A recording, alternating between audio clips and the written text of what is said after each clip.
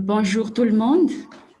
Je vous souhaite la bienvenue dans ce webinaire co-organisé par le Conseil consultatif de la jeunesse africaine pour la réduction des risques et des catastrophes en co-organisation avec l'organisation Care About Climate. Il s'agit d'un webinaire en français, mais pour le public anglophone, veuillez suivre la chaîne anglaise, s'il vous plaît, pour que vous puissiez nous suivre correctement. En quelques mots, je me présente, Aina Sylvania Andienzakatine. Je suis la représentante des jeunes de la région du Sud-Afrique dans le Conseil consultatif de la jeunesse africaine pour la réduction des risques et des catastrophes. Et je serai la facilitatrice de cette conférence en ligne qui s'intitule « Le genre et la réduction des risques et des catastrophes ». Maintenant, je donne la parole à Monsieur Adama Bamba, qui est le vice-président du Conseil consultatif de la jeunesse africaine pour la réduction des risques et des catastrophes. Monsieur Adama, je vous donne la parole. Ok. Merci Aïna. Bonsoir à tous. Je me nomme Adama Bamba. Je viens de la Côte d'Ivoire. Sandra, can you please allow me to share my video?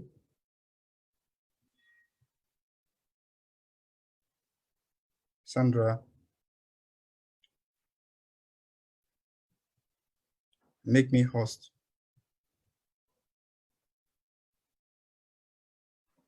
I just did. Okay. Thank you. Yeah.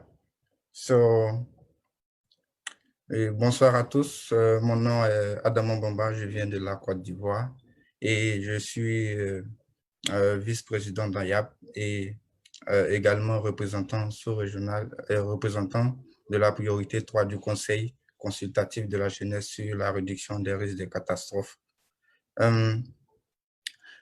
C'est un honneur pour moi de participer à ce webinaire, puisque c'est notre deuxième webinaire organisé avec une structure de la jeunesse, un de nos partenaires. Le premier webinaire était avec You Inspire, qui est un groupe de jeunes asiatiques sous la coupole de l'UNESCO. Et notre second webinaire se fait avec notre second webinaire ordinaire qui se fait avec Care About Climate. C'est vraiment un honneur pour moi de participer à ce webinaire et également c'est l'occasion pour moi aussi de remercier nos différents partenaires et institutions qui sont présentes dans ce webinaire, notamment l'ONU Femmes qui a célébré récemment ses 10 années d'existence.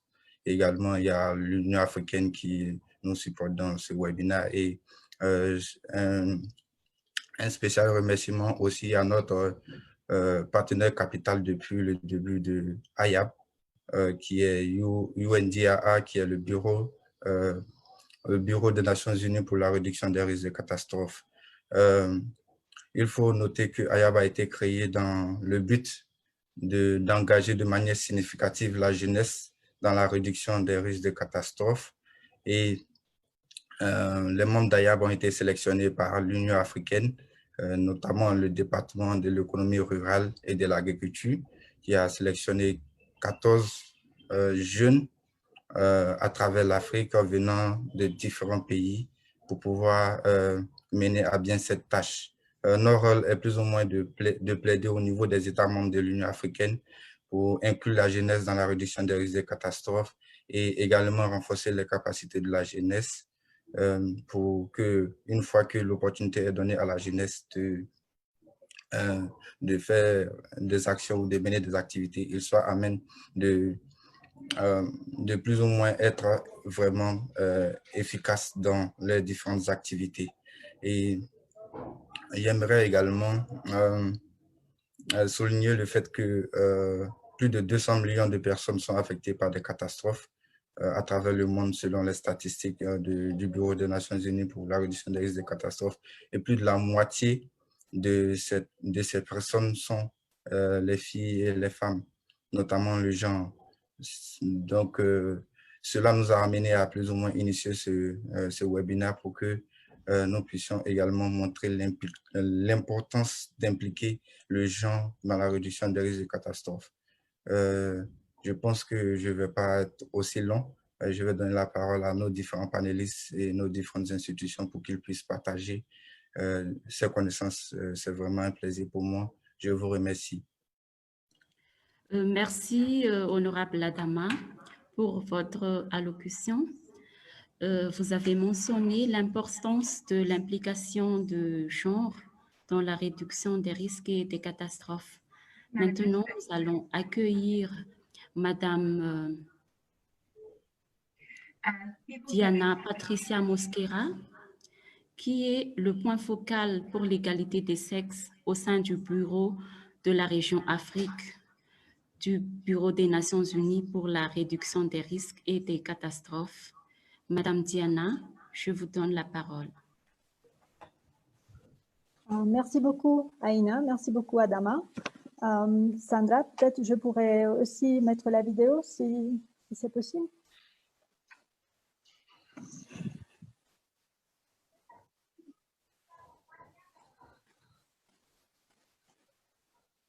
Ok, merci beaucoup. Chers participants, chers organisateurs, chers panélistes, au nom du Bureau régional pour la réduction des risques des catastrophes en Afrique, je souhaiterais remercier le Conseil consultatif de la jeunesse africaine pour la réduction des risques des catastrophes et l'organisation Care About Climate et à tous les organisateurs pour nous avoir invités à ce webinaire. Cette activité revêt d'une grande importance car elle facilite le dialogue entre des acteurs clés de la réduction des risques des catastrophes, comme sont les organisations des jeunes, des organisations des femmes, de volontariat, d'action communautaire, des organisations non gouvernementales, des Nations Unies, les gouvernements et l'Union africaine, sur un sujet essentiel pour la résilience des populations, comme c'est l'égalité des genres. Diana, please, a bit more slowly. The translators are having here. Sorry. Excusez-moi. Nous savons très bien que les catastrophes érodent les efforts vers le développement et l'atteinte des objectifs de 2030, entraînant de la souffrance et une diminution de la qualité de vie des populations. Le cadre des Sendai et le programme d'action de l'Union africaine pour la mise en œuvre du cadre des Sendai met l'accent sur une approche inclusive et promeut la prise en compte du genre dans les stratégies nationales et locales de réduction des risques. Nous allons voir à travers les différentes présentations et nos échanges que les femmes et les filles sont particulièrement affectées lors des catastrophes de par leur positionnement dans la société. Actuellement, nous vivons les conséquences de la pandémie du Covid-19, couplées par les effets des inondations, sécheresses et invasions des criquets, juste pour mentionner quelques menaces auxquelles les populations de notre région font face. Différentes sources estiment que la violence envers les femmes pourrait avoir augmenté dans quelques endroits ou risquerait d'augmenter pendant cette période de pandémie. En général, il est amplement reconnu que les cas de violence envers les femmes risquent d'augmenter suite à des catastrophes. Mais même si la violence envers les femmes en période de catastrophe est un des effets les plus marquants de leur vulnérabilité, il est important de tenir également en compte la nécessité d'intégrer des considérations du genre dans tous les domaines liés à la réduction des risques des catastrophes, y compris la prévention, la préparation ainsi que la réponse humanitaire. Les actions dans ce sens sont multiples. On peut mentionner quelques-unes, comme par exemple adresser la vulnérabilité socio-économique des femmes, l'accès aux ressources et à l'information, adapter les pratiques d'évacuation en cas d'alerte, assurer leur sécurité lors de la réponse et la gestion des camps, garantir leur participation dans les décisions de leur communauté et tant d'autres actions qu'on pourrait discuter longuement. De la même manière, La gestion de risque des catastrophes exige de capitaliser sur les énormes contributions des femmes à la résilience des populations par leur travail et leur leadership. En effet, nous n'avons pas de réponse arrêtée et unique sur la complexité des interactions dans la société entre les hommes et les femmes, les différents facteurs de vulnérabilité, la meilleure manière d'adresser les impacts différenciés pour les hommes et pour les femmes lors des catastrophes et leurs différentes contributions à la réduction de la vulnérabilité. Car tout ceci dépend fortement du contexte et de la culture. Une chose est cependant claire, à mon avis.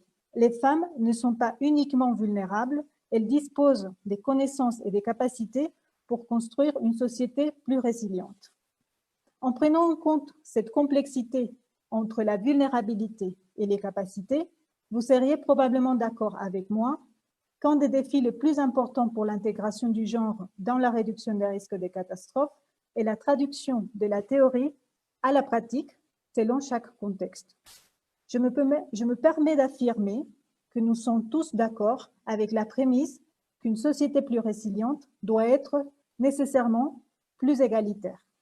Dans la communauté de la réduction des risques de catastrophes, dont les jeunes sont un acteur essentiel, il y a de plus en plus de consensus sur la nécessité d'augmenter la participation des femmes dans les espaces de décision et de gestion à tous les niveaux, d'augmenter nos connaissances sur les facteurs sociaux qui entraînent une majeure vulnérabilité des femmes face aux catastrophes dans certains contextes, de l'intégration du genre dans les études de risque et de vulnérabilité et les cadres d'indicateurs de nos projets et de nos programmes, du besoin d'avoir des données désagrégées et en général, de renforcer nos capacités de formuler et de mettre en œuvre des programmes qui intègrent le genre de manière plus effective et plus durable.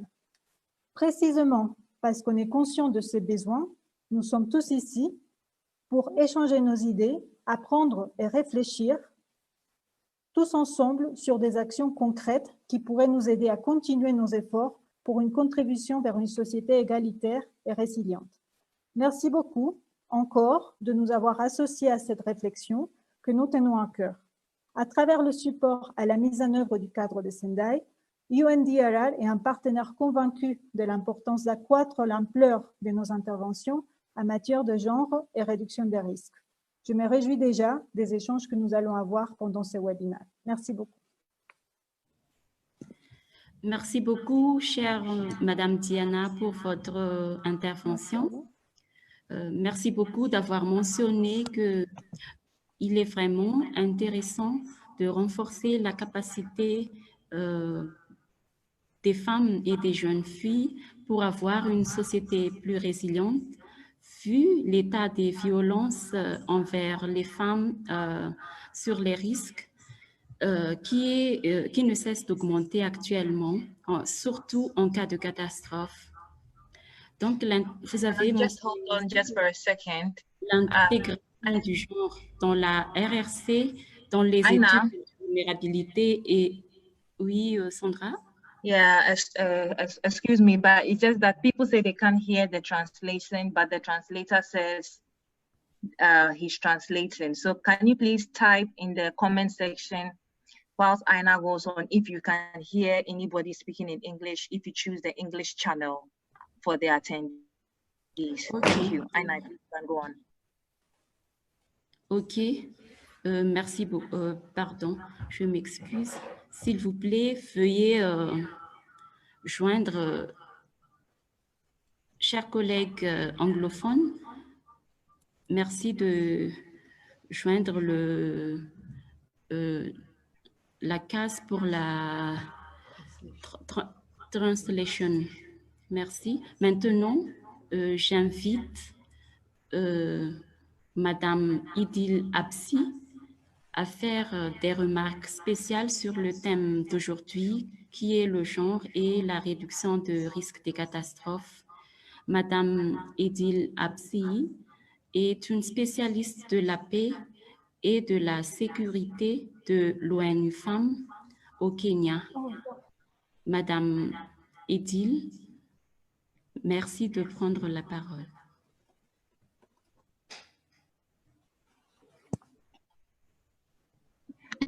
Yes, I'm making her.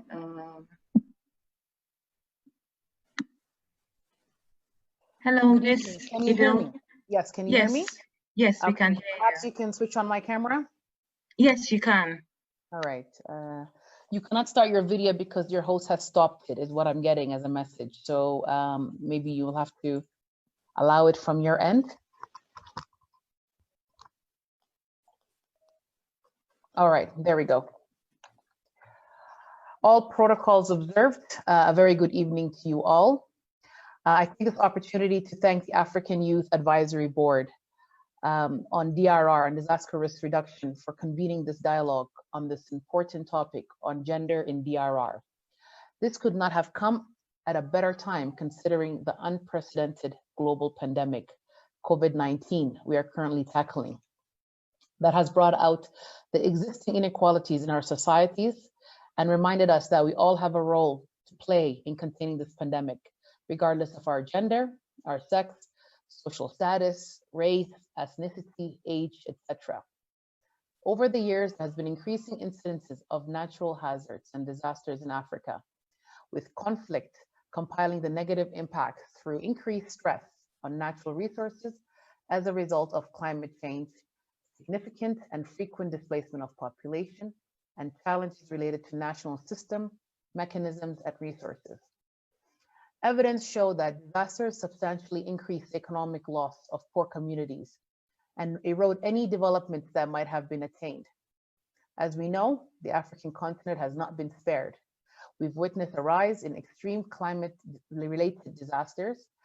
For example, we've seen drought, which has affected more than 45 million people across 14 countries in Africa. We've seen a rise in cyclones in the Indian Ocean region, affecting Madagascar, Mozambique, Malawi, and Zimbabwe, which has killed over 1,300 people and affected more than 3 million. And in the Eastern Horn of Africa region, where I come from and I live in, we've seen a rise of floods, specifically in Kenya, Ethiopia, Uganda, Rwanda, Somalia, Djibouti, Burundi, affecting millions and millions of people. And more recently, we've seen an invasion of the desert locusts that has destroyed millions of crops, leaving communities with critical food insecurity on the rise. Ladies and gentlemen, in most African communities, women occupy subordinate roles that compound their vulnerability and hinder their effective participation in socioeconomic development, including preparing and responding to disasters, leaving them disproportionately vulnerable to natural hazards. These inequalities place women, children, young people, and other vulnerable groups at a great risk to disasters and humanitarian crisis, including less access to early warning information, knowledge on relief assistance, and uneven capacity to anticipate, adapt, and recover from disasters. And systematically being excluded from decision-making when it comes to planning, both policy and programming.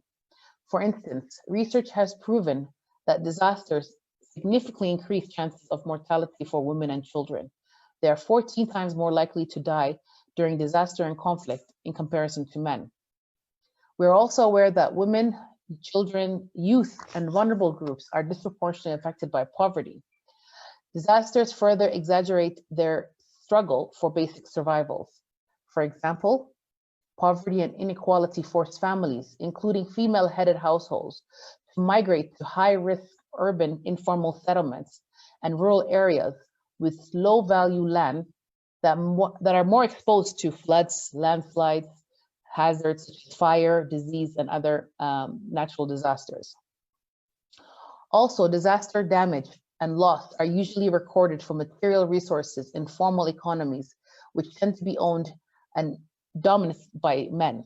Losses in the informal sector and subsistence farming, where women are overrepresented, are seldom measured, leading to a substantial undervaluation of the impact and the cost for women and other vulnerable groups. Furthermore, women's sexual reproductive rights are often overlooked, and they're also increased to the risk of sexual violence and exploitation during post-disaster. And this is as a result due to lack of social safety net, loss of income generation, food insecurity, forcing them to engage in transactional sex to access food and other basic necessities for their families and their livelihoods. Although rights and violations of women are prevalent in normal times of peace and when there's no disaster, but it is worsened during times of disaster. Women's leadership remains an untapped potential. Women and youth remain largely ignored and their potential and capacities unleveraged in conventional resilience building.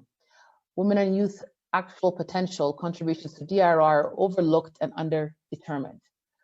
So what are some of the gaps impeding the realization of gender in DRR? Most national DRR and resilience policy and legal frameworks in Africa remain weak on integration of gender and inclusivity. Although there's an existing number of policies and frameworks that are recognizing the importance of integration of gender in DRR, the reality remains different. Implementation continues to remain slow. There's lack of adequate resource allocation, limited political will by some member states. In addition, there's lack of data generation and utilization of gender evidence-based analysis to support the formalization of DRR policies, frameworks, actions, and strategies which inform programs. There's lack of substantive women's participation and leadership in DRR. In addition, insufficient investment in addressing gender inequalities in DRR and building women's resilience as a strategy to build community resilience. So what are some of the concrete steps that we can take to dismantle these barriers on making sure that women, young people, and vulnerable people are part and parcel of DRR when it's in Africa? Firstly, there's a need to enhance accountability to global, regional, and national commitments.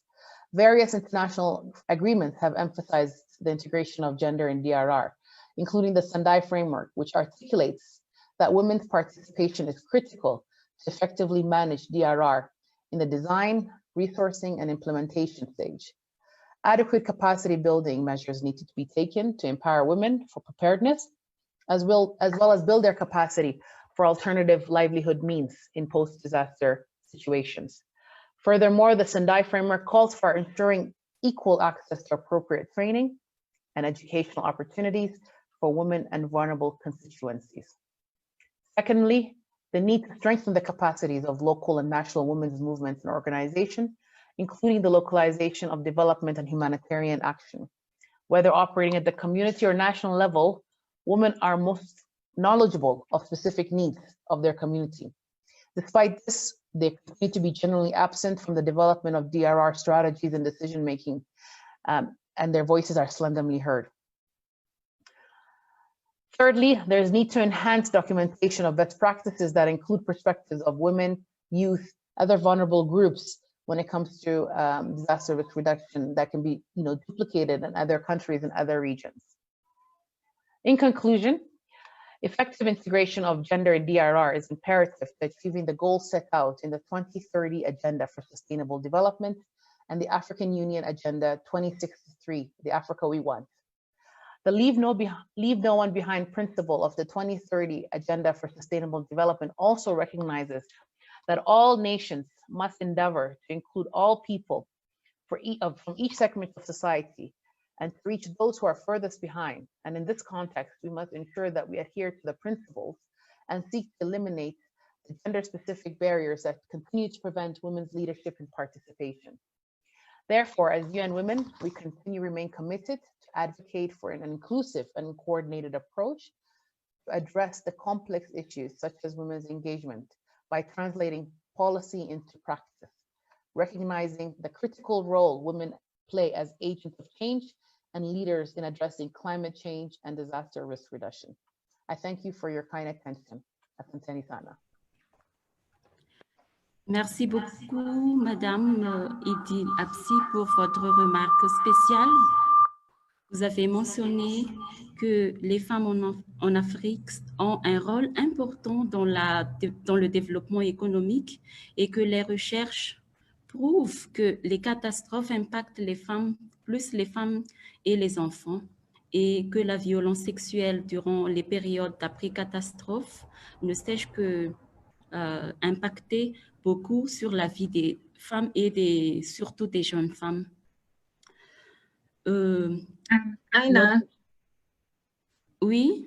Yes, I just want to tell the participants that the translators are youth volunteers, so we should be patient for them in their translating.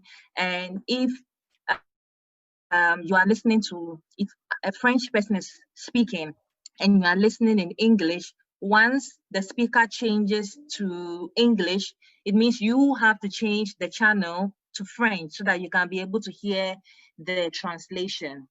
Yeah, so I just wanted to highlight that, and the speakers should be a bit more petit in their speaking so that the translators can do a good job. Thank you very much. Beaucoup Sandra pour ces remarques et merci aussi à toutes les volontaires et qui essaient de traduire notre conférence d'aujourd'hui pour que tout le monde puisse suivre la conférence. Donc, sans tarder, nous allons 5 présentations. Normalement, nous aurons dû avoir 5 présentations aujourd'hui, mais malheureusement, la première personne qui doit présenter, qui est M. Aboubakar Diane de l'Union africaine, qui a laissé ses excuses pour ne pas pouvoir assister à ce webinaire suite à une raison de la situation sécuritaire à Addis Abeba actuellement. Donc, tout de suite, nous allons passer à la première présentation et j'invite Madame Kristen Dreoble de Kerebot Climate, qui est la directrice des communications, et sa présentation sera suivie de celle de Madame Margaret Lollet d'Empondera Climat. Empondera Climat est la branche féminine de Kerebot Climate. Donc, Madame Kristen, je vous passe la parole. Merci beaucoup, Aina. Merci à tous pour attendre. C'est un grand plaisir d'être ici avec vous. Je suis Kirsten Drehoble. Je suis la directrice de Care About Climate. Nous sommes une organisation internationale contre le changement climatique. Nous sommes composés des jeunes, mais je suis ici pour partager Empodera Climat, qui est notre branche femmes et genre dans Care About Climate. Empodera Climat veut dire la responsabilisation climatique en portugais, et c'est ce que nous voulons faire. Donner une voix et les ressources aux femmes et aux jeunes autour du monde. Empodera Climat a commencé avec le travail de Renata Koch Alvarenga de Brésil. Elle est une partie de Care About Climate et elle est absolument une force pour nous. Quand elle était étudiante, elle était une partie de notre programme Online Youth Exchange pour éduquer les gens autour de le monde sur les issues des problèmes avec le changement climatique. Et après ça, son idée pour habiliter les femmes contre les effets du changement climatique est devenue Empodera Climat. Après ça, elle s'est développée. Je vais parler un peu de notre travail. Nous sommes un programme de l'éducation et la connexion des femmes et des gens. Ça, c'est aussi une partie de Care About Climate, mais surtout pour Empodera Climat, le plus important est pour éduquer, donner les ressources et connecter les femmes et les filles et les gens autour de le monde sur les issues. Nous savons que les femmes et les filles et les gens expériencer le plus mal effet du changement climatique sur le monde. Alors, ça, c'est notre travail de donner les ressources et de absolument responsabiliser les personnes dans le monde pour lutter contre les problèmes. Alors, Notre objectif est pour donner le pouvoir et une ressource pour les femmes en le sud global parce qu'elles sont les plus vulnérables et elles ont le moins représentation dans le monde. Nous sommes composés de jeunes globales, principalement en Brésil, en Argentine, en Chili, aux États-Unis, en Irlande et en France.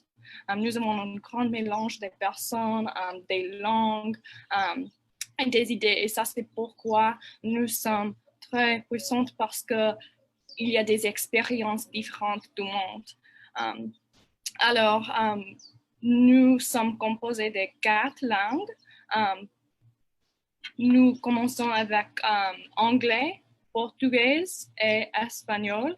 Et après ça, pour ce jour de la Terre, nous avons ajouté la langue française pour inclure des personnes dans le monde, surtout en Afrique francophone. Nous avons des chercheurs qui écrivent nos articles sur les sujets de la sécurité pour les femmes, contre les catastrophes et les problèmes globaux. Aussi, nous écrivons selon des issues d'agricole, d'eau, de travail et plus des issues dans le monde. Nous avons des articles sur notre site web pour éduquer et pour l'accès de l'information pour les personnes autour du monde. Aussi, nous avons des podcasts. Ils sont une ressource principalement par les femmes influentes qui éduquent le public et qui sont une ressource. Alors, nous avons présenté sur un événement parallèle officiel à COP25, qui est notre grand événement dans ce COP passé. C'était avec des filles du monde entier. Et c'était un grand plaisir d'être sélectionné pour ça quand nous sommes très jeunes comme une organisation. Cet événement est de la responsabilisation des femmes et des jeunes et nous avons des filles qui ont partagé leurs histoires personnelles contre le changement climatique et fréquemment les histoires étaient très émotionnelles. Comme nous avons entendu de Mademoiselle Absier, la violence contre les femmes est plus fréquente quand il y a des problèmes climatiques. Nos conférencières nous en montrent qu'il y a une connexion entre la violation des femmes et la violation de la terre pour extraire des ressources. Aussi, elles ont parlé de l'action globale contre le changement climatique parce que c'est différent pour les personnes aux îles, les personnes aux pays de développement et les personnes qui ont beaucoup de ressources. Alors, nous avons une connexion comme les femmes, comme les filles autour du monde. Alors, c'était un grand plaisir d'avoir toutes les perspectives différentes pour les filles et pour montrer à le monde que nous sommes puissantes, que nous sommes ici et nous voulons parler et faire un changement dans le monde pour un monde meilleur. Alors, c'est tout pour moi. Mon collègue Margaret va parler plus de notre recherche spécifiquement. Merci beaucoup pour le temps et pour avoir nous ici. C'était un grand plaisir. Merci à Aina et African Youth Advisory Board aussi. Merci beaucoup. Merci beaucoup, chère Christine, pour votre présentation. Pendant votre présentation, vous avez mentionné que Caribot Climate est une organisation très jeune, mais qui a beaucoup d'expérience dans le cadre du genre, en relation avec les femmes et les jeunes filles dans son intégration dans le cadre de la gestion des risques, de la réduction des risques et des catastrophes. Donc, nous souhaitons encore une meilleure collaboration entre Ayab Diar, entre tous les jeunes de l'Afrique et Karibot Clémet avant que Madame Margaret Lolé, Tampondera Climat, va faire sa présentation. Je tiens à mentionner qu'après elle, il y aura le docteur Randiamanampsu Ulimalala de AFSTAC qui va faire sa présentation. J'invite maintenant Madame Margaret Lolé. Je vous passe la parole. Merci. Merci Aïna. Alors, j'aimerais bien partager l'écran, si c'est possible de me mettre en haute et pour que je puisse aussi allumer mon vidéo. Ça serait magnifique. Merci.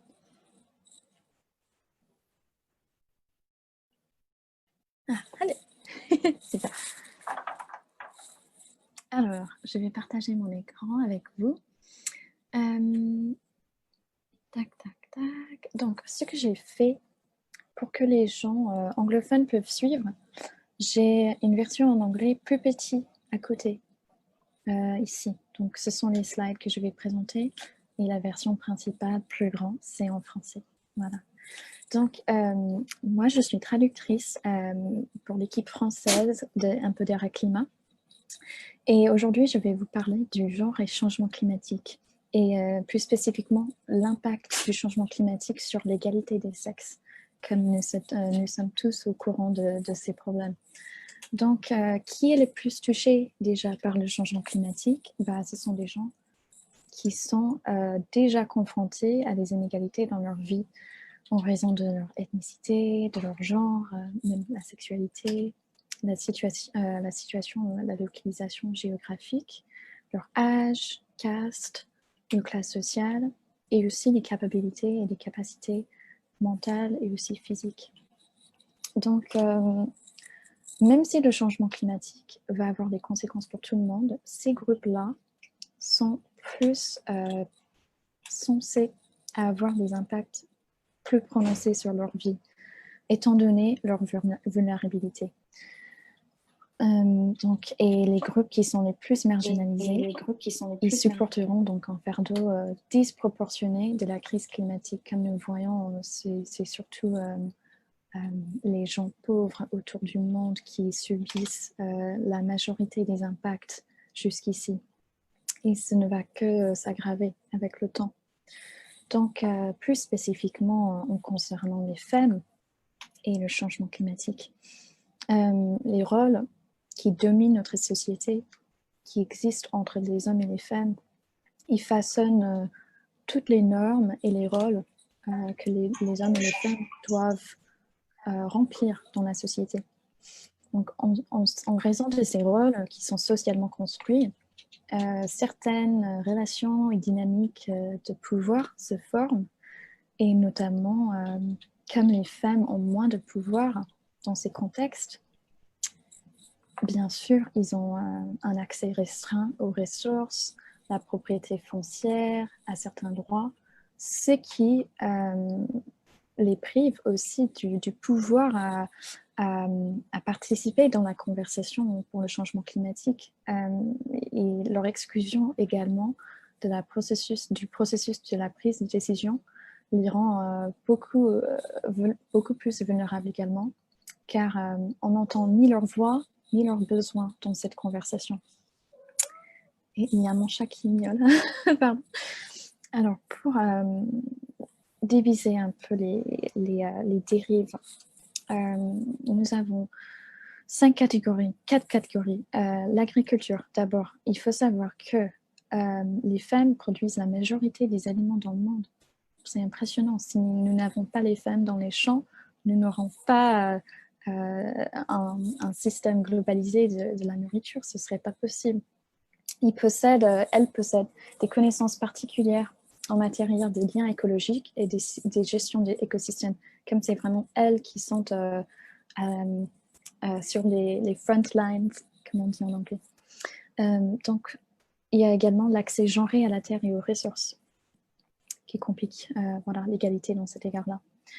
pour la foresterie ou la sylviculture, c'est un nouveau mot pour moi, c'est un secteur également dominé par les hommes. Donc, les femmes en dépendent fortement et elles n'ont pas beaucoup d'influence sur l'élaboration des règles forestières.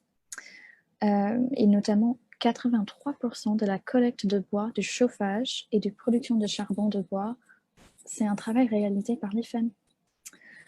En ce qui concerne migration, les femmes sont principalement les principales dispensatrices de soins, non seulement dans le foyer, mais au sein d'une communauté. Et il y a plus de risques de violences sexuelles et sexistes lorsque les femmes se déplacent. Déjà, peut-être elles sont vulnérables. Tout le monde est vulnérable en déplacement migratoire, bien sûr, mais les femmes, on voit des rapports assez étonnants. Des traitements des femmes, des choses qu'elles ont subies le long de ces migrations. C'est un problème qui va s'aggraver aussi avec le temps lorsqu'il y a de plus en plus de gens qui sont obligés de se déplacer à cause du chauffement climatique. Il y a aussi le fardeau des rôles supplémentaires dans la communauté, parce que c'est souvent les femmes qui doivent s'occuper de soigner la famille, soigner les proches, soigner les gens autour d'elles. Après, sur la santé. Le changement climatique, ça menace les droits aussi en ce qui concerne la santé sexuelle et reproductive. Ce n'est pas vraiment prioritisé par les gouvernements dans les temps de crise, comme nous pouvons tous le constater. L'autonomie corporelle et la sécurité personnelle sont donc menacées et exacerbées par le changement climatique. Il y a également le problème très courant des problèmes respiratoires liés aux façons traditionnelles de cuisiner la nourriture dans les foyers. Les femmes, peut-être elles ont un petit quelque chose qui utilise le kérosène, par exemple, pour chauffer les poêles. Et ça crée des gaz qui sont toxiques. Les femmes, elles respirent ça toute la journée. Et ça gêne vraiment beaucoup la santé respiratoire des femmes autour du monde. C'est un très grand problème. Donc, et où sont les femmes, justement, dans la conversation au plus haut échelle des changements climatiques? On voit justement qu'il y a moins de femmes qui sont invitées ou qui participent aux délégations pour le COP. Par exemple, en 2009, on avait 19 sur 183, 10% qui étaient des femmes. Ça a un peu augmenté l'année dernière, 41 sur 196. Mais comme les femmes sont principalement concernées par ces enjeux, on voit qu'il y a vraiment une absence des femmes dans cette conversation au plus haut niveau. Donc, mais comme les femmes sont subies au choc de changement climatique, elles sont plus affrontées par ces chocs. Elles ont aussi une perspective beaucoup plus utile, unique, qui est nécessaire pour vraiment éclairer les solutions climatiques. Elles ont toujours été sous-représentées dans toutes les sphères de la prise de décision globalement. Et en fait, cette absence traduit à un non-respect des volontés des femmes, de leurs besoins spécifiques au cadre pendant la prise de décision. Voilà, c'est un cycle vicieux. Donc, la diversité des dirigeants permet de trouver des meilleures solutions pour le climat, comme c'est une conversation globale dont on est tous, on bénéficierait de tous participer ensemble, tous et toutes. Alors, pour parler des solutions équitables pour les hommes et les femmes, malgré tous ces obstacles, en fait, il y a beaucoup de femmes, comme on voit aujourd'hui avec les leaders féminins dans le climat, c'est magnifique. Il y a plein de femmes qui forgent leurs propres solutions au changement climatique. On voit qu'il y a les femmes, des collectifs, qui cultivent leurs propres initiatives communautaires et locales. C'est vraiment inspirant. Elles ouvrent la voie à la création des solutions climatiques équitables et alternatives pratiques. Voilà. Et ceci tous parce que elles ont eu une expérience telle, et donc elles tirent de cette expérience du propulsion pour nous aider à changer, à faire évoluer notre conversation et nos approches au changement climatique. Il y a notamment la veille météorologique des femmes Fidji, l'Association pour le développement des femmes de Paris, le Women Climate Satis. Voilà, très inspirant ces initiatives. Donc, que faut-il faire? Il faut déjà essayer de vraiment augmenter la robustesse des données en ce qui concerne le sexe et le genre, parce que nous n'avons pas assez, et quand le problème est obscurci, nous ne pouvons rien faire là-dessus.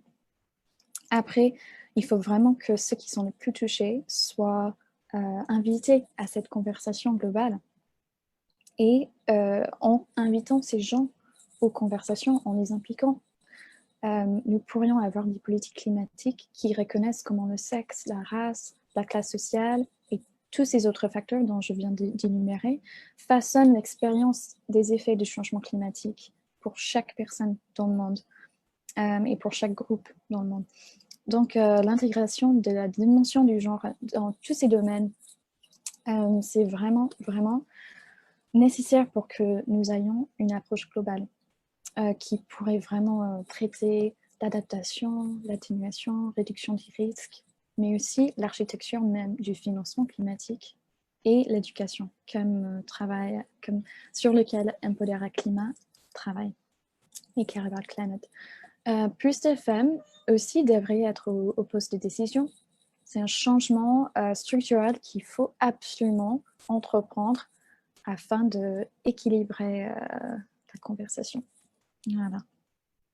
Donc, juste pour un dernier petit point, il faut vraiment être conscient du fait que si les femmes s'arrêtent, le monde s'arrête avec.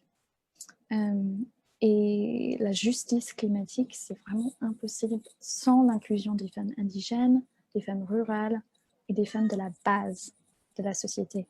Ce sont tous les gens dans le tissage humain qui sont souvent pas impliqués dans la conversation, et ceci doit changer.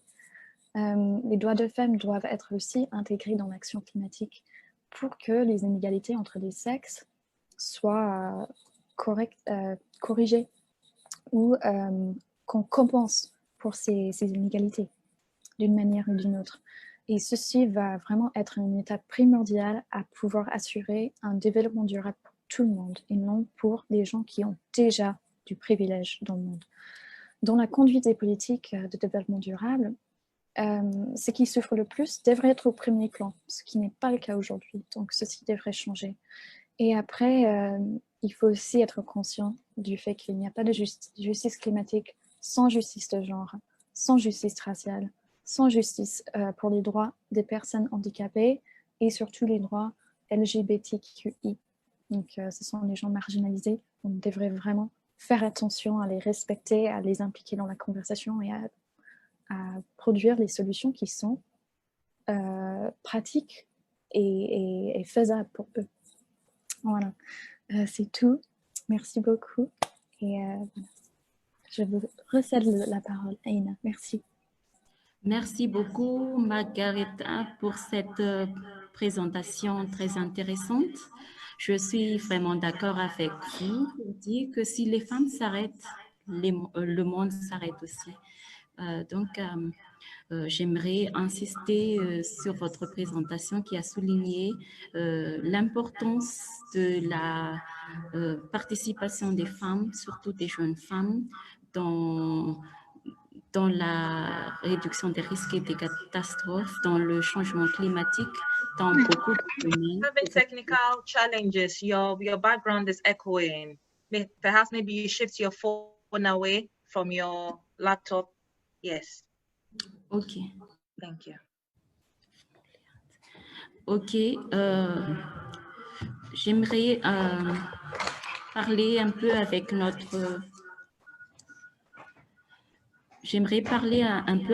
notre invité, tous les participants.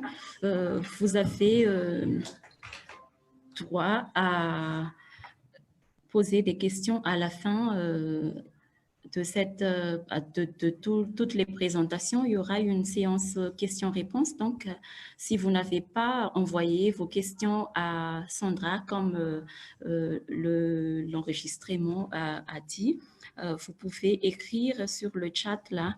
Donc, maintenant, j'invite le docteur Ulmalala Randiamanampsu pour faire sa présentation. Le docteur Ulmalala Randiamanampsu est une enseignante chercheuse auprès de l'Université d'Antananarivo. Elle est titulaire d'un doctorat en économie et elle est enseignante en économie du développement et la politique économique, protection sociale.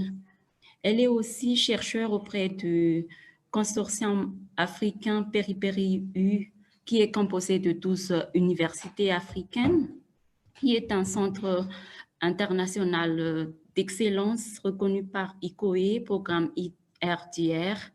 Elle est également membre du laboratoire CERED, Centre d'études pour la recherche et le développement, qui est un centre multidisciplinaire d'évaluation des risques et d'analyse de vulnérabilité à Madagascar.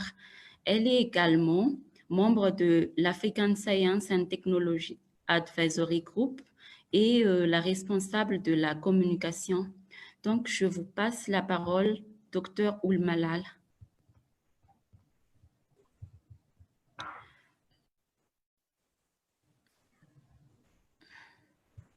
Merci beaucoup, Aïn, de m'avoir donné la parole. Et si vous permettez, est-ce que vous pouvez mettre la caméra, s'il vous plaît? I've made you the host, Dr. Holly, so you can share the things from your end. Okay, but I can't switch on the camera, please. I can do it from my side. Yes. Yes, you have to just switch. You want to switch off your camera? I can't. I'm trying to do that, but I can't. It doesn't work. Est-ce que c'est OK? Ou je peux partager votre slide si vous voulez, Dr. Uli. Oh. Oui, si vous pouvez le faire de votre côté. Please, Sandra. Yes. Can I have the host? Okay. Please, thank you. So je vais partager la présentation. Okay. Du Dr. Ulmalala. Okay. Okay, I've made you the host now, so you can share your screen. Okay, thank you. Okay.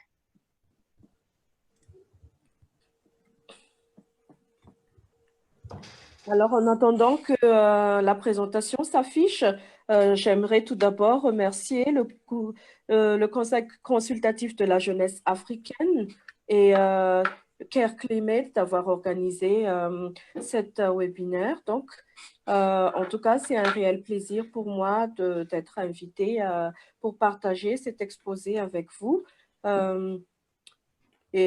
Bonsoir également au public et je remercie également le public d'assister à ce webinaire. Donc, c'est à la fois un plaisir et un honneur pour moi de présenter pour vous aujourd'hui mon exposé qui s'intitule « Microfinance, genre, résilience et développement ». Donc, l'objectif, c'est de partager avec vous le lien entre ces 4 concepts qui sont très importants. Aïna, est-ce que tu peux mettre la slide suivante, s'il te plaît? Donc, pour situer un peu le contexte, pour situer un peu par rapport à ces 4 thématiques, et pour compléter toutes les présentations qui ont été faites tout à l'heure, chaque année, 200 millions de personnes sont affectées par les catastrophes d'origine naturelle à travers le monde et 100 millions sont des femmes et des filles. Donc là, on constate que la moitié des personnes qui sont affectées par les catastrophes d'origine naturelle sont donc des femmes. Il existe un lien étroit entre la prise en compte du genre et la résilience aux catastrophes, et ce qui revêt donc un enjeu très important, la prise en compte de ce genre, dans tout ce qui est réduction des risques et catastrophes. Et surtout, il y a un lien pour la réalisation des objectifs de développement, qui est l'ODD. Donc, par rapport à tous ces constats, il est donc essentiel, comme il a été dit tout à l'heure par ma collègue, par la présentation tout à l'heure, par rapport à tout cela, il est essentiel d'intégrer les préoccupations et les besoins et les compétences des hommes et des femmes de manière égale dans les politiques et les programmes de réduction des risques de catastrophes et de relèvement. Car on constate que la majorité de ces catastrophes entraînent un fardeau supplémentaire pour les femmes et les filles et risquent de détériorer davantage leurs conditions de vie. Comme il a été dit tout à l'heure, qu'une grande partie des femmes travaillent dans la zone rurale et travaillent dans l'agriculture et le travail agricole est la plupart du temps effectué par des femmes et donc elles sont les premières à être exposées par rapport à de nombreux types d'aléas qui peuvent apparaître tout au long de leur vie. Donc, pour illustrer donc ce qui a été dit par quelques faits et par quelques chiffres, les catastrophes naturelles réduisent davantage l'espérance de vie des femmes que celle des hommes. D'après les informations recueillies auprès de 141 pays frappés par une catastrophe entre 1981 et 2002, ces chiffres ont été dans le rapport du PNUD pour illustrer encore cette vulnérabilité des femmes et l'inégalité pour faire face à un aléa et par rapport à un choc par rapport aux hommes. Donc, les femmes, les garçons et les filles ont 14 fois plus de risques que les hommes de mourir lors d'une catastrophe. Et pour juste citer un exemple, la majorité des victimes piégées dans la Nouvelle-Orléans après le passage de l'ouragan Katrina étaient des femmes d'origine afro-américaine et leurs enfants qui constituent la population la plus pauvre de cette partie des États-Unis. Et surtout, à la suite d'une catastrophe d'origine naturelle, les femmes ont plus de risques d'être victimes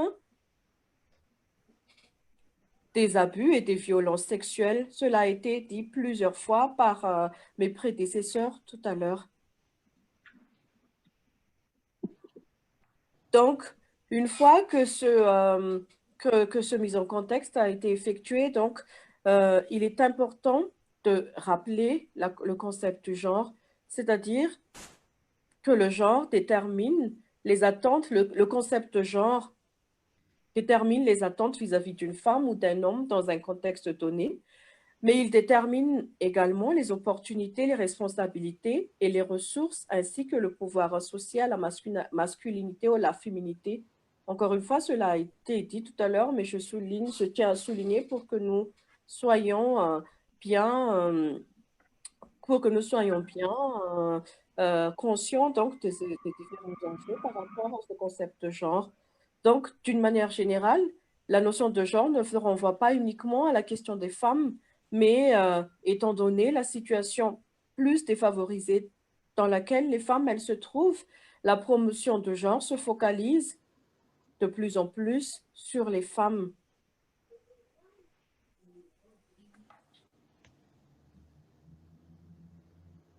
Aïna,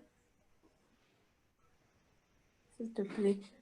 Et quant au lien entre la microfinance et le genre, d'une manière générale, donc la microfinance désigne un ensemble de services financiers qui sont destinés aux populations qui sont exclues du système bancaire traditionnel. Et ces services financiers comprennent des crédits, des prêts, donc des épargnes et également des assurances.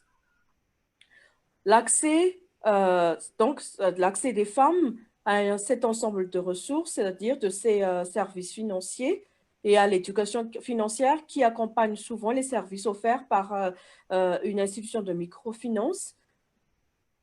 Quand l'ensemble de ces ressources sont mises à la disposition des femmes d'une manière équitable, elles ont une chance d'autonomisation sociale et économique. Et plusieurs études confirment déjà qu'il existe des liens positifs entre la microfinance et le genre. Et actuellement, de plus en plus, si la microfinance, au départ, a été considérée comme un moyen de réduire la pauvreté en augmentant l'inclusion financière de la population cible, des études et des approches sont actuellement en cours et confirment que la microfinance peut également aider à renforcer la résilience des populations vulnérables, surtout en cas d'apparition d'un choc, que ce soit en termes de prévention ou de relèvement après un aléa d'origine naturelle. Et par exemple, les effets des catastrophes d'origine naturelle peuvent être atténués par une possibilité de mettre de l'épargne dans un compte, cette épargne qui peut être mobilisée suite à un aléa ou à une catastrophe d'origine naturelle. Mais également, l'accès à un service de financement peut également permettre aux ménages les plus vulnérables de diversifier leurs sources de revenus ou également de constituer des actifs qui peuvent être également mobilisés en cas de choc à la fois pour une prévention, pour une meilleure prévention ou pour une reconstruction après une apparition d'un aléa ou d'un choc. Donc, pour résumer un peu ce qu'on venait de dire tout à l'heure, et pour faire ce lien entre la microfinance, le genre, la RRC et le développement, il y a donc ce diagramme qui résume ces différents concepts. On voit par exemple que c'est dans le cadre de Sunday, qui est le document qui est utilisé donc, pour tout ce qui est gestion des risques et de catastrophes et renforcement de la résilience. On voit ici les 4 priorités du cadre de Sunday. Et donc, on insiste sur le renforcement de la résilience. Et à côté, pour tout ce qui est de l'objectif de l'ODD, qui consiste au développement économique, qui insiste non seulement sur l'accroissement du revenu et de la richesse, mais également le développement humain, qui signifie donner plus d'opportunités, de liberté, de bien-être. Et on retrouve la microfinance qui peuvent à la fois donc, qui peuvent être un outil important parmi tant d'autres, hein, pour réaliser le cadre de Sunday. Et en même temps, la microfinance peut être également un outil qui peut contribuer au développement. Mais dans les 2 cas, les femmes et les groupes vulnérables seront donc à prioriser.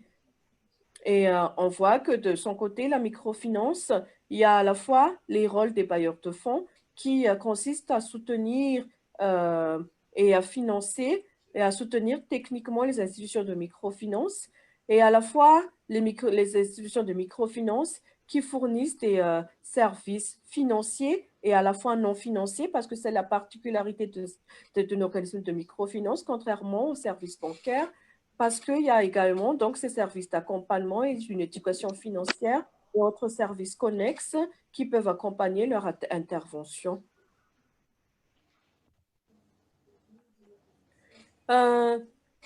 Donc maintenant, on voit que l'utilisation ces dernières années, comme j'ai mentionné donc tout à l'heure, l'utilisation de la microfinance est de plus en plus fréquente dans la réduction des risques et catastrophes. Pour citer d'exemples, la microfinance est déjà largement utilisée dans le cadre du changement climatique, notamment dans plusieurs pays d'Amérique latine et plusieurs pays d'Afrique. On parle de plus en plus maintenant d'une institution de microfinance verte qui cible, et il y a pas mal d'innovations financières maintenant qui ciblent donc les populations les plus vulnérables parce que l'avantage des institutions de microfinance, c'est cette proximité avec la population. Donc, ils peuvent vraiment travailler d'une manière étroite avec la population cible et mettre en place des programmes qui sont vraiment destinés à être utilisé dans la RRC ou dans le cadre du changement climatique.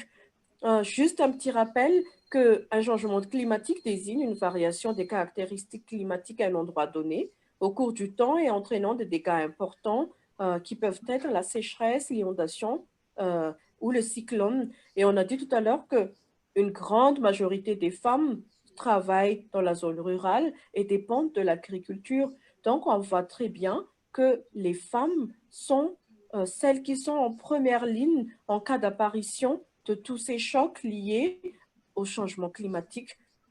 Et on constate où il est d'usage, en fait, de catégoriser les réponses par rapport aux problèmes de changement climatique qui se répartissent en deux catégories qui sont l'atténuation et l'adaptation. Juste pour rappel que l'atténuation, ce sont des actions qui tentent de réduire les risques de changement climatique et les actions d'adaptation, ce sont celles qui tentent de réduire l'impact du changement climatique. Et on va donner des exemples concrets comment la microfinance peut être mobilisée dans ces deux grands types de catégories d'actions par rapport au changement climatique ou par rapport à un aléa naturel ou par rapport à une pandémie comme nous sommes actuellement de vivre. Mais à titre d'illustration, pour voir concrètement donc, quelles sont typiquement les actions qu'une institution de microfinance peuvent être effectuées ou quel type de services ces institutions peuvent offrir à leur clientèle. Donc, on voit très bien, on voit par exemple à partir de ce tableau synthétique qui a été tiré du document de SIGAP, qui est le groupe consultatif pour la microfinance, qu'il y a plusieurs types d'actions qu'une UMF peut donc réaliser. Au niveau de la clientèle, il y a des actions concrètes qui ont été déjà effectuées, comme je disais tout à l'heure, dans le cadre de différents projets par rapport au changement climatique, en lien direct avec le changement climatique. Il y a par exemple la sensibilisation à l'éclairage vert, les cuissons, comme ces activités, ce sont des activités qui relèvent directement des femmes. Donc, les femmes peuvent largement contribuer donc, par rapport à ces différentes activités, le reboisement, tout ce qui est la lutte contre la déforestation, l'utilisation des biocarburants également. La pratique de l'agriculture à faible émission de carbone. Donc, c'est à nous de voir si une des activités, ça rentre dans le cadre de l'atténuation ou de la dégradation. Mais tout cela, ce sont des activités qui sont données à titre d'exemple. Ensuite, au niveau institutionnel, les institutions de microfinance peuvent également essayer de réduire les émissions des gaz à effet de serre. Elles peuvent être également financer, effectuer l'achat de carbone. Et ensuite, il y a des actions qui peuvent être effectuées à un niveau un peu plus élevé, au niveau national et international, qui consiste à une veille et utilisation de l'information sur le changement climatique. Les institutions de microfinance peuvent partager des bonnes pratiques qui sont liées donc aux activités de changement climatique qui peuvent réduire donc les types d'aléas que j'ai cités tout à l'heure, qui sont l'inondation, le cyclone, la sécheresse. Et elles peuvent également être des acteurs concernant sur la scène nationale ou internationale, sur les différentes politiques qui peuvent être effectuées et qui peuvent être partagées, et notamment sur les partages d'expériences, capitalisation de ces expériences vis-à-vis d'autres institutions et vis-à-vis des autres populations pour les sensibiliser davantage et en même temps pour inclure de plus en plus les femmes et les groupes vulnérables dans le cadre de la prévention ou de relèvement suite à un aléa. Donc, ainsi s'achève mon exposé et je vous remercie pour votre présentation et merci également à Aïn de m'avoir aidé dans le partage d'écran et pour vous montrer un peu une partie de notre travail.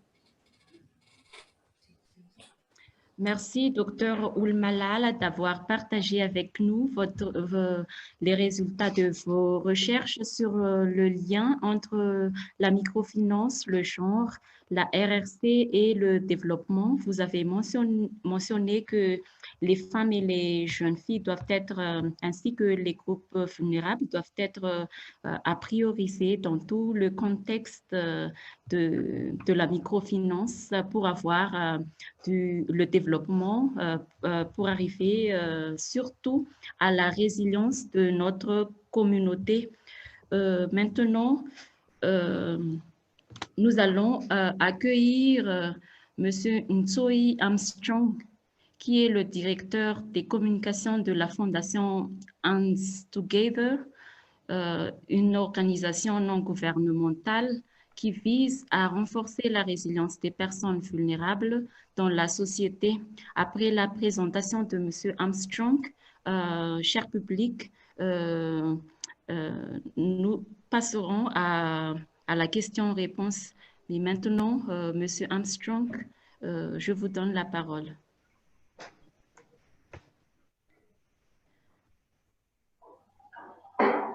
Bon après-midi à tout le monde. Je m'appelle Sonny Armstrong et je vous salue des bureaux de Hands Together. Nous sommes à Buea, au Cameroun. Et aujourd'hui, je vais faire une présentation sur les activités de Hands Together Foundation ou la Fondation Hands Together sur ses interventions en temps de crise. Premièrement, j'aimerais d'abord remercier les organisateurs de ce webinaire. C'est un très grand privilège pour Hands Together Foundation. Et les deux, j'aimerais remercier toute autre personne qui participe. Bon, Hands Together Foundation, quand vous comprenez Hands Together Foundation, qu'est-ce que ça veut dire? C'est une fondation et nous avons une devise qui est quoi? De construire ensemble.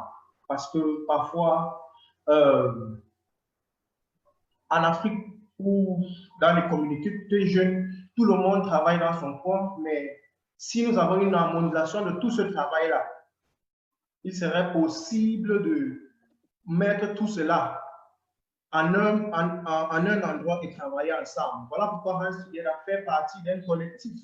C'est un collectif de jeunes qui sont venus ensemble et qui donnent une plateforme, qui forment une synergie avec d'autres organisations pour combattre contre les difficultés et des défavorisés de notre communauté et par des campagnes de sensibilisation aussi.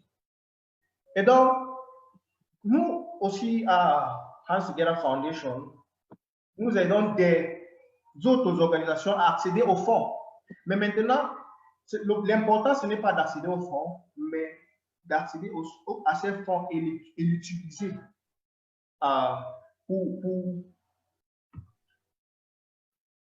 le bien-être de tout le monde. Et quelles sont les activités de Hands Together Foundation? Premièrement, nous faisons dans la formation des jeunes sur la santé mentale en temps de crise.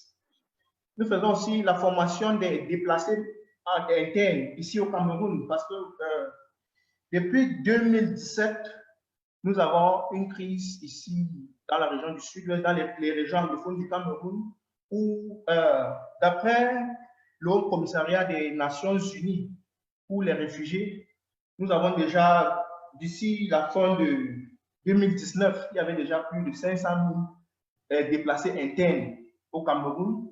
Et dans ces chiffres-là, il y a plus de 60% qui sont des femmes. Et il y a aussi des enfants. Voilà pourquoi nous faisons cette formation pour les jeunes d'abord, pour les former, pour leur donner une éducation mentale, comment ils peuvent survivre en temps de crise. Et nous faisons aussi une formation pour ces jeunes déplacés internes. Nous faisons aussi dans la sensibilisation en temps de crise, parce que il y a une chose, il y a beaucoup de déplacements, il y a des personnes qui vont et viennent. Et dans tout ce déplacement-là, ils perdent leur travail, ils perdent leur source de vivre. Et voilà pourquoi nous faisons dans cette formation. Voilà pourquoi, au mois de mars, nous avons fait la formation avec Tina Life, puisque au début, j'ai parlé de coopération avec d'autres organisations. Et donc, avec Tina Life, nous avons fait cette formation surtout avec les jeunes filles et les jeunes garçons dans la région du Sud-Ouest, parce que ça s'est passé à Boya. Et nous avons fait, pas seulement dans la formation mentale, mais nous avons aussi travaillé avec une science de prévention contre le suicide. Parce qu'en cette période aussi, il y a beaucoup de frustration parmi les jeunes et nous avons décidé de les aider.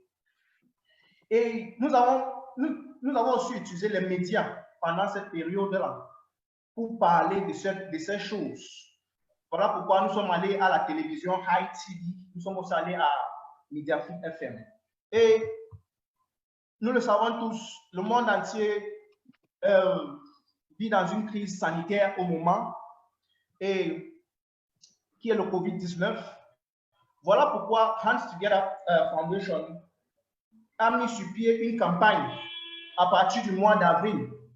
Comme ça, nous allons marcher et prendre certains coins parce qu'il y avait déjà beaucoup de campagnes dans la région du Sud-Ouest, surtout à Boya, mais il y avait certains coins reculés où il y a des femmes, surtout des femmes enceintes, qui n'étaient pas prises en charge. Par exemple, à la prison centrale de Boya, où nous sommes allés, il y avait des femmes enceintes là-bas. Nous avons atteint certaines femmes à la prison centrale de Boya, et on les a remis des choses comme du gel hydroalcoolique, de l'eau de javel et du savon. Comme ça, elles peuvent prendre soin d'elles-mêmes et de l'environnement où elles sont pour garder un niveau d'hygiène dans la prison. Deuxièmement, nous sommes aussi allés dans certains centres de santé. Et le but dans les centres de santé était surtout de nettoyer l'environnement autour des maternités avec la crise. Et voilà pourquoi nous avons remis certaines choses dans ces centres de santé, comme le gel hydroalcoolique. Nous avons aussi remis 300 gants en latex. Et nous avons remis aussi des masques. Notre constatation aussi n'était pas seulement sur des femmes enceintes, mais nous avons aussi constaté par étude que la plupart des personnes qui travaillent et celles qui nettoient dans ces hôpitaux sont des femmes. Voilà pourquoi nous avons aussi atteint ces femmes-là pour leur remettre les gants pour nettoyer ces places-là, de l'eau de javel pour nettoyer ces places-là et leur remettre aussi des masques. Aussi, Hands Together Foundation fait dans la formation de jeunes filles sur la violence sexuelle en zone de guerre. Parce que si vous allez dans des villages, vous allez retrouver beaucoup de jeunes filles qui sont enceintes. Et elles ne peuvent vraiment pas rendre compte du papa ou des personnes responsables de cette grossesse. Voilà pourquoi nous allons dans des écoles et des communautés pour former ces jeunes filles sur les violences sexuelles en zone de guerre. Et deuxièmement, à partir de septembre, nous allons lancer un programme sur la radio, une de nos radios, nous allons lancer un programme sur la radio sur les violences sexuelles. Comment nous pouvons éduquer et les hommes, premièrement, et les femmes. Comment? Parce que nous avons aussi, par étude, nous avons découvert aussi que beaucoup de femmes mariées, surtout aussi, souffrent de violences sexuelles. Voilà pourquoi nous lançons ce programme. Comme ça, nous pouvons éduquer, puisque au niveau de Hands Together, nous avons tout un département avec des spécialistes sur la matière de violences sexuelles. Donc, elles mènent des études sur cela parce que nous avons découvert qu'il n'y a pas de données au niveau du Cameroun qui peuvent vraiment expliquer. Voilà pourquoi nous avons créé tout un département pour pour faire des recherches. Comme ça, nous allons avoir des données sûres dans notre contexte. Comme ça, nous pourrons expliquer à toute autre personne et peut-être aussi inspirer d'autres personnes dans d'autres parties du Cameroun qui peuvent nous appeler premièrement ou deuxièmement faire une formation avec eux. Comme ça, ils peuvent aussi faire des recherches sur la matière de violence sexuelle. Et puis, nous avons aussi constaté que au milieu scolaire, les enfants jouent beaucoup. Et dans ces jeux-là, ils touchent beaucoup de choses. Et ils s'entretouchent aussi, vous savez. Et ils se salissent de mains. Voilà pourquoi nous sommes aussi allés dans des écoles et nous créons des points pour le lavage de mains dans ces écoles-là. Et nous remettons dans ces écoles-là aussi, nous ne donnons pas seulement ces seaux-là, il faut aussi remettre de l'eau de javel pour aider à rendre l'eau propre. Il faut aussi remettre du savon et d'autres choses. Voilà pourquoi, voilà en gros ce que Hans Together Foundation fait. Mais vous pouvez aussi suivre tout ce que nous faisons sur nos pages officielles qui s'affichent là. Nous avons déjà un site web. Vous pouvez voir toutes ces activités que je viens de nommer. Vous pouvez voir, nous avons une vidéo sur notre page YouTube déjà. Vous pouvez aussi suivre nos activités du jour au jour sur notre page Facebook. Nous partageons aussi nos activités sur Twitter et sur Instagram. Et vous pouvez nous écrire directement sur le numéro WhatsApp qui s'affiche là.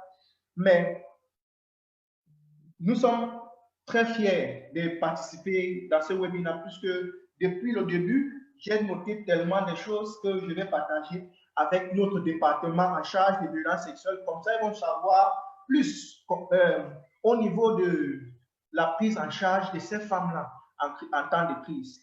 J'aimerais conclure avec la formation que nous faisons, puisque quand nous parlons de déplacés internes, la plupart de ces femmes qui viennent des zones périphériques à la ville. Et quand elles sont dans ces zones rurales, le premier moyen par lequel elles sont suivies, c'est par l'agriculture. Et quand elles viennent en ville, il n'y a pas d'agriculture. Comment est-ce qu'elles vont survivre? Donc, voilà pourquoi nous faisons une autonomisation économique de ces femmes-là. Nous avons déjà planifié une formation en production de yaourts qui va se passer en août. Et nous allons aussi faire une formation en production de petites choses qu'elles peuvent faire et avoir une source de revenus. Comme ça, même si elles rentrent dans les zones où elles se sont déplacées d'eux, elles peuvent aussi produire ces choses et vendre ou même former d'autres. Puisque nous ne regardons pas seulement ces femmes que nous formons, nous regardons les femmes qu'elles vont aussi former où elles vont aller. Merci beaucoup pour le temps. Merci beaucoup, Monsieur Armstrong, pour votre présentation qui est vraiment très intéressante. Merci d'avoir partagé avec nous vos activités, vos diverses actions en relation avec le thème genre et réduction des risques et des catastrophes. Maintenant, mesdames et messieurs, chers participants, nous sommes arrivés à la session questions et réponses. Avant de procéder à cette question-réponse, nous remercions à l'ensemble des intervenants pour leur intervention, qui sont tous vraiment intéressantes, qui ont partagé beaucoup de connaissances pour nous dans le domaine de genre, des femmes, des jeunes filles, dans la réduction des gestions, des risques et des catastrophes. Sans plus tarder, nous avons deux questions que j'ai notées ici. S'il vous plaît, Adama, pouvez-vous me partager Est-ce que je peux partager mon écran? Je s'il vous pense plaît. que c'est Sandra. Non, c'est Essola qui est l'autre. Essola peut faire cela. Essola. Parce qu'il y a une question qui est de la part de Madame Senou Andianienne pour Madame Margaret. Elle a Ok. posé, est-ce qu'il est possible d'en avoir plus sur la veille météorologique des femmes à Fidji? Donc, je passe la parole à Madame Margaret pour répondre à cette question de Madame Senou Andianienne. Madame Margaret, êtes-vous? Merci, je suis là. Hop. Alors, c'était quelle organisation dont la participante voulait... J'ai pas entendu, excusez-moi, il y avait un Ah, problème. la question. Oui. Est-il possible d'en savoir plus sur la veille météorologique des femmes à Fidji? Ah oui. Alors, hop, hop, hop. J'avais préparé. Hop, hop, hop.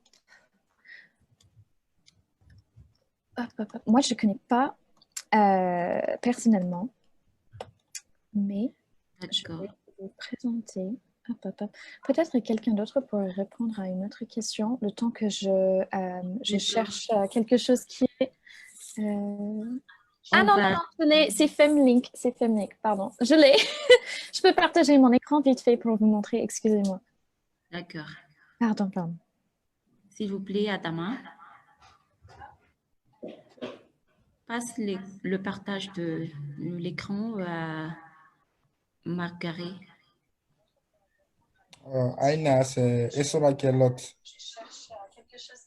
Essola, please. Essola, est-ce que tu peux partager à Margaret? C'est fait. Oui, je pense que là, c'est fait. C'est fait. D'accord, merci. D'accord, donc maintenant je vais essayer de partager mon écran. Alors, est-ce que vous voyez tous mon écran? Oui, on voit très bien. Alors, là, c'est présenté en anglais, c'est Femlink Pacifique. Ils se décrivent en tant qu'un local, régional et national catalyste pour le changement à travers l'utilisation des médias et d'informations accessibles. Donc, elle cherche à instaurer une région dans le Pacifique où il y a la justice de genre, la durabilité écologique, la paix, la liberté, l'égalité et le respect des droits de l'homme.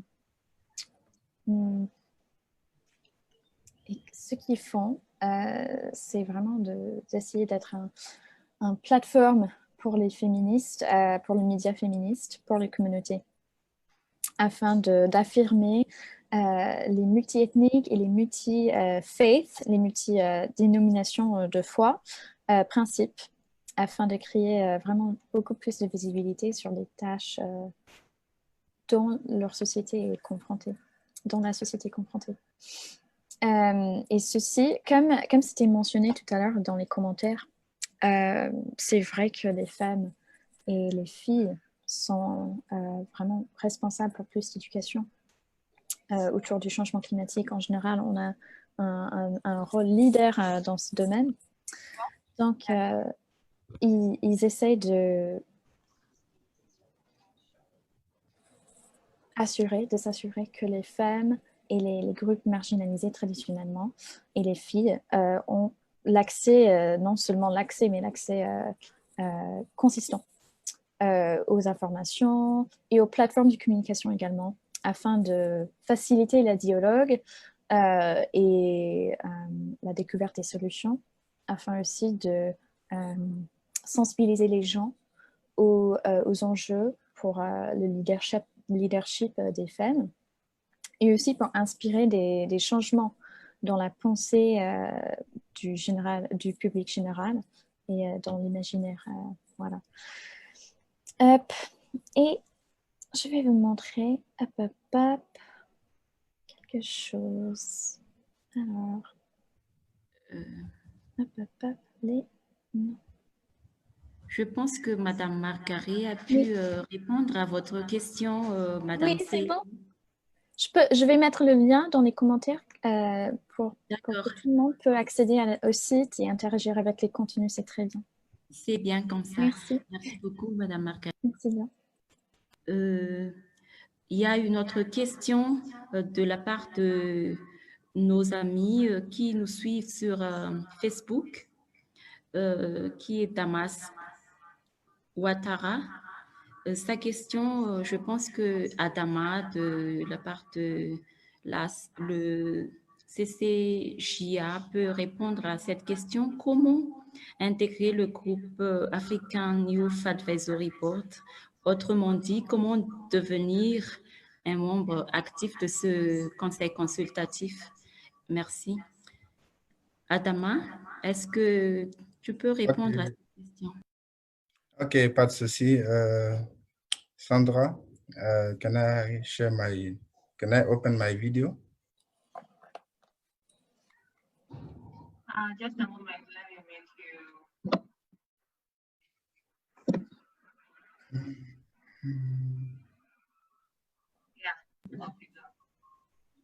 Nous avons encore quelques minutes. Okay. Merci très bien pour la question. Je pense que le Conseil consultatif de la jeunesse est un groupe qui est sélectionné par l'Union africaine pour un mandat de 2 ans. Et notre mandat en cours actuellement, on a été créé en mai passé, le 6 mai 2019, mais notre mandat en tant que première génération d'AYAB a commencé réellement en janvier 2020. Donc, la seconde génération d'AYAB sera probablement sélectionnée vers la fin de l'année 2021 ou le milieu de l'année 2021. On conseille plus ou moins tout le monde de nous suivre sur nos différentes pages pour pouvoir avoir l'information au temps venu. Voilà. Ça sera plus ou moins partagé sur toutes nos plateformes, Facebook, Twitter, Instagram et puis LinkedIn. C'est une sélection qui est faite par l'Union africaine et cela est vraiment, c'est vraiment sélectif. Vraiment sélectif et nous encourageons tout le monde de postuler puisque nous demandons à ce que la jeunesse africaine soit de plus en plus impliquée dans les affaires de réduction des risques de catastrophes, puisque nous sommes vraiment des parties prenantes importantes dans cette politique. Merci. Merci pour cette réponse très claire, Adama. Donc, j'invite les jeunes Africains à postuler pour être les nouveaux relèves de ce conseil consultatif en année 2022. Maintenant, nous avons une question de la part de Madame Sarah Tanteli Randiamparan qui est envoyée en Facebook. La question s'adresse à Margaret Lolé. Comme vous avez spécifié dans votre présentation, les responsabilités des femmes en temps de migration sont accentuées par le soin des malades, les blessés. Comment peut-on changer le rôle de genre pour que cela ne lèse pas les femmes? Est-ce que, Madame Margaret, vous pouvez répondre à cette question, s'il vous plaît? Alors, je pense, moi aussi, il faut que je vous dise, en addition à mon travail avec Empodera Climat, moi je suis aussi doctorante en anthropologie politique à l'ENS à Paris. Donc, moi je pense beaucoup à ces situations et au rôle genré dans la société. Donc, généralement parlant, les femmes dans toutes les cultures sont vraiment elles ont plus de responsabilités pour soigner la famille, soigner les proches, soigner les enfants et notamment, juste pour dire un point très vite, parce que ce sont les femmes qui font toutes ces actions-là, elles sont aussi plus critiquées pour n'avoir pas adopté les comportements plus éco-friendly et tout. Donc, c'est vraiment un problème très, très compliqué. Mais je pense que pour faire évoluer ces rôles traditionnels au sein de la société, c'est vraiment quelque chose qui est très difficile. C'est tellement imprégné dans notre imaginaire, dans la société. Mais il faut vraiment commencer par, comme avec le mouvement de Black Lives Matter aux États-Unis, il faut que les personnes dans cette situation qui ont porté toujours plus de privilèges, qui ont bénéficié de ce rôle de femme, les hommes qui montent les voix et qui disent, qui commencent à s'impliquer dans ces comportements, dans ces activités qui sont traditionnellement féminines et féminisées. Et même on voit ça, par exemple aux États-Unis, il y a beaucoup plus d'infirmières qu'infirmiers. Donc c'est un problème qui se prononce également dans la professionnalisation des soins. Donc je pense vraiment qu'il faut commencer par une conversation en impliquant les hommes et en les encourageant gentiment à voir vraiment à quelle étendue les rôles sont déséquilibrés autour du soin. Et voilà, je pense qu'il faut commencer par la conversation. Merci beaucoup pour la réponse très claire, Madame Margaret. Je pense que nous allons en finir avec deux questions qui s'adressent au docteur Ould Malal. La première question qui est envoyée par un ami qui nous suit sur Facebook de la part de Zi Adam Ouattara. Suite à l'intervention du docteur Ould Malal, elle a dit qu'à la suite d'une catastrophe naturelle, les femmes font preuve de violence sexuelle. Sa question est de savoir comment se manifestaient ces violences durant cette période. Et une autre deuxième question de la part toujours de l'amie Senou Andjanienne. Elle veut savoir si vous avez des données sur le taux d'accès des femmes à la microfinance comparé à celui des hommes. Merci, docteur Ould Malal, de répondre à ces deux questions, s'il vous plaît.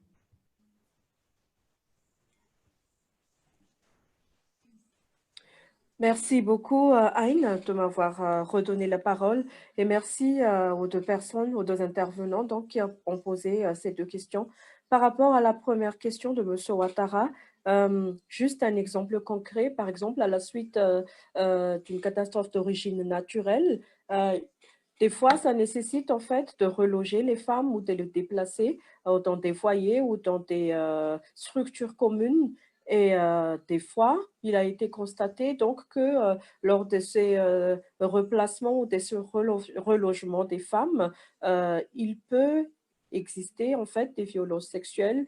Et actuellement, la plupart des institutions, par exemple, font des efforts pour séparer les hommes et les femmes et de veiller un peu plus donc à respecter ces intimités des femmes dans ces périodes de post-catastrophe.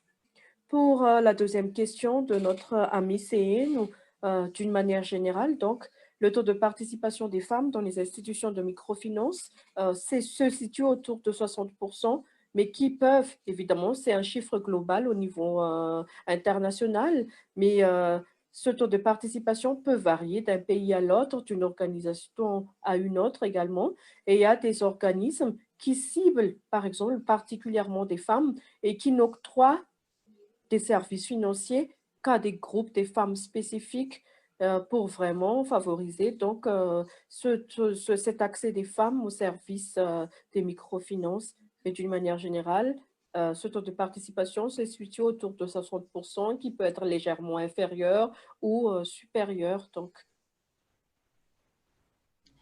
Merci beaucoup pour votre réponse, Dr. Ould. Maintenant, il y a encore d'autres questions sur le chat, mais je vous prie, chers panélistes, de répondre tout de suite à nos chers participants sur le chat pour qu'on puisse finir assez rapidement. Maintenant, je passe la parole à mon collègue Louis Essola. Il va essayer de faire une synthèse de tout ce qui est dit aujourd'hui sur cette conférence intitulée « Le genre et la réduction des risques de catastrophes ». Mon collègue Essola.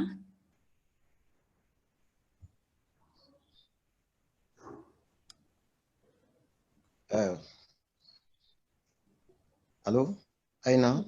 Oui, oui. Ok. Ok, chers panélistes, bonsoir à tous. Et nous sommes vraiment honorés que vous ayez répondu à notre appel pour ce webinaire très important sur le JAR et la réduction des risques de catastrophe.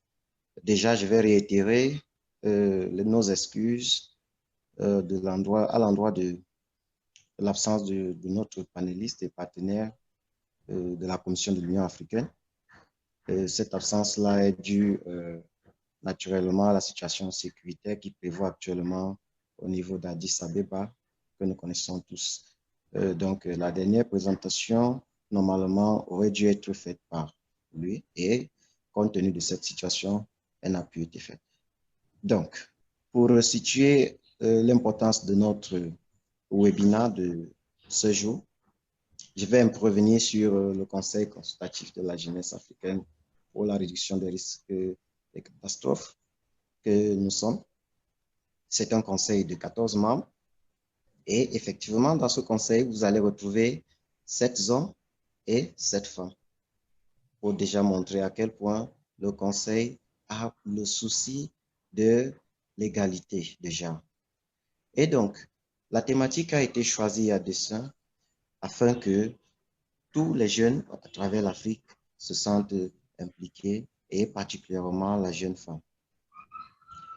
Les panélistes ont été choisis également à dessein, de sorte que aujourd'hui, tous les jeunes africains, femmes, enfants, se sentent concernés par la discussion, se sentent concernés par tout ce qui a été dit ici, et afin de développer les mécanismes qui permettront dans l'avenir de satisfaire l'égalité de genre. Vous avez suivi une présentation sur le genre et le climat.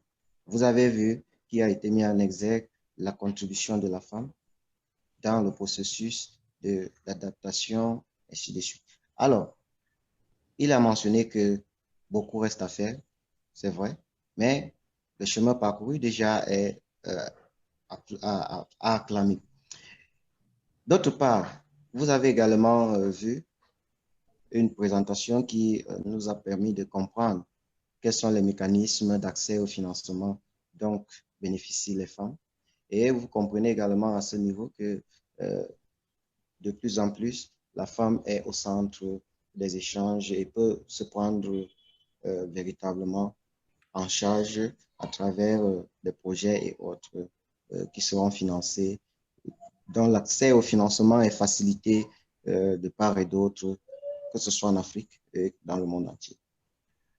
Alors, je vais terminer pour ne plus s'étendre parce que je suis sûr que nous allons partager avec vous nos présentations, les échanges, la vidéo, et je vais donc terminer en précisant que la jeunesse, le Conseil consultatif de la jeunesse africaine pour la réduction des risques de catastrophe, c'est un groupe de jeunes qui compte travailler avec les jeunes, pour les jeunes, afin d'avoir une Afrique résiliente, pas seulement l'Afrique, mais aussi afin d'atteindre les objectifs de développement durable qui sont déjà fixés. C'est d'ailleurs pour cela que vous allez vous rendre compte que ce webinaire a des participants qui viennent de tous les horizons du monde entier. Et le Conseil est donc dans une logique d'inclusion qui voudrait que tous les groupes de jeunes puissent se sentir concernés. On approche les groupes de jeunes. Nous avons commencé et nous avons déjà fait un bon parcours déjà avec beaucoup de jeunes, le groupe de jeunes qui sont enrôlés. Aujourd'hui, nous avons encore eu d'autres qui se sont signalés et nous continuons dans ce sens-là. C'est un conseil bénévole et nous avons déjà jusqu'ici quelques partenaires qui travaillent avec nous à l'instar de l'Union africaine, la Commission de l'Union africaine, UIDAA, UNESCO qui nous accompagne techniquement et financièrement pour la plupart des projets que nous réalisons avec eux et aussi des projets personnels que nous élaborons à notre niveau. Donc, pour certains partenaires qui sont nouvellement invités et qui font la connaissance du Conseil, sachez que nous serons avec vous. Bientôt, nous allons également vous tendre la main pour nos projets d'accompagnement de la jeunesse africaine et aussi possible partout dans le monde. Donc, pour les organisations des jeunes qui ont juste essayé, sachez que nous vous attendons. Vous aurez tous nos contacts, de sorte que ensemble nous travaillons. Pour les partenaires, véritablement, nous vous attendons également. Nous allons vous tendre la main. Sans vous, nous ne pouvons pas avancer.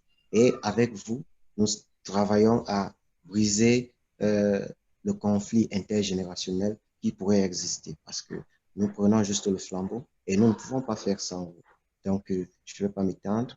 Je vous remercie du fond du cœur au nom de AYAP pour tout ce qui a été fait aujourd'hui, pour tous les échanges. Merci Aïna pour la facilitation de ce webinaire. Merci pour votre disponibilité et pour votre temps que vous avez accordé ce soir pour que cette activité soit faite de la meilleure façon possible. Je vous remercie. Merci beaucoup, mon collègue Esola, pour cette synthèse très intéressante, très claire. Chers panélistes, honorables participants, que ce soit sur ce Zoom ou sur le live Facebook, au nom du conseil, des membres du Conseil consultatif de la jeunesse africaine pour la réduction des risques et des catastrophes et de l'organisation Care About Climate, nous tenons à vous remercier d'être venus pour cette vidéoconférence portant sur le genre et la réduction des risques et des catastrophes. Nous avons vraiment largement dépassé le temps qui est prévu, terminé à 1h30, mais il est déjà passé 15 minutes. Donc, nous nous excusons pour les questions qui n'étaient pas répondues, mais nous allons partager l'ensemble des questions à l'ensemble des panélistes pour qu'ils puissent vous répondre dans le futur. Donc, nous terminons cette conférence en ligne maintenant. Encore une fois, merci à toute l'équipe technique, merci à l'ensemble des membres de AYAP TRR et Care About Climate, merci aux traducteurs et traductrices, merci tout le monde et au revoir. Passez une bonne journée et portez-vous bien. Merci beaucoup et au revoir tout le monde. Merci beaucoup à tous. Merci beaucoup Aïna, Esola, Adama, Sandra pour faciliter ça. Je sais, ça c'est pas facile. Alors, très, très bien fait à tous et merci aux panélistes aussi. Merci bien. Merci. Merci à vous et j'ai hâte d'échanger avec vous dans le futur. Merci à Yulia, merci à Sandra, tout le monde. Goodbye. Yeah, bye. See you. Thank you very much for the opportunity and thank you very much for the lessons that we learned to hope that we do more in the future. Thank you very much. Yeah, thank you. Take care. Thank you. Thank you. See you.